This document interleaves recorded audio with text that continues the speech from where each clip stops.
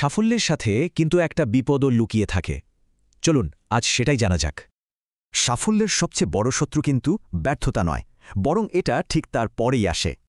এই শত্রুটার নাম হল আত্মতুষ্টি বা কমপ্লেসেন্সি। এটা অনেকটা জানেন এক নীরব ঘাতকের মতো কাজ করে। সহজ ভাষায় নিজের অবস্থা নিয়ে এতটাই খুশি থাকা যে সামনে কি আসছে তার চোখেই পড়ে না। তো এই আত্মসন্তুষ্টির কারণে কি হতে পারে? হ্যাঁ, যা ভাবছেন তাই, কিছুই ভালো না। এই একটা কথাই বুঝিয়ে দেয় কেন বেশি নিশ্চিন্ত হয়ে বসাটা এত বড় একটা বিপদ। চলুন কয়েকটা বাস্তব গল্প শোনা যাক, তাহলে বিষয়টা আরও পরিষ্কার হবে। ধরুন একটা দুর্দান্ত স্পোর্টস টিম, তারা এত ম্যাচ জিতেছে যে নিজেদের অজেয় ভাবতে শুরু করেছে। আর এই জয়ের নেশাই তাদের আত্মতুষ্ট করে তুলল। প্র্যাকটিস কমিয়ে দিয়ে প্রতিপক্ষকে পাত্তাই দিল না। ফলাফল লিগের সবচেয়ে দুর্বল দলের কাছে হেরে গেল, ভাবা যায়? এবার ভাবুন একজন টপার ছাত্রের কথা।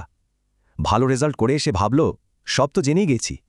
এই আত্মতুষ্টির কারণেই সে পড়াশোনা করা প্রায় ছেড়েই দিল, ভাবল আর খেটে কি লাভ। এর ফল যা হওয়ার তাই হল, তার গ্রেড হু হু করে পড়তে শুরু করল। শেষ গল্পটা একটা কোম্পানির, তাদের একটা প্রোডাক্ট বাজারে সুপারহিট, আর তারা ভাবল এটাই সারা জীবন চলবে। এই আত্মতুষ্টির ফলে তারা নতুন ট্রেন্ডকে পাত্তাই দিল না, ইনোভেশনও বন্ধ করে দিল। আর ঠিক তখনই এক প্রতিযোগী আরও ভালো প্রোডাক্ট নিয়ে এসে পুরো বাজার দখল করে নিল।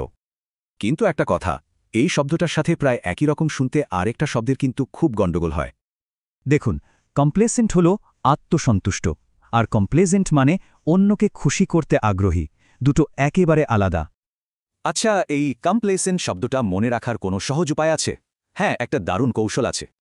কমপ্লেসেন্টের মাঝের প্লেস শব্দটা দেখুন, ভাবুন কেউ নিজের প্লেস বা জায়গায় আটকে গেছে, ব্যাস। আসলে এই বেপরোয়া আত্মতুষ্টির ধারণাটা কিন্তু সব ভাষাতেই আছে। এটা একটা সার্বজনীন অনুভূতি।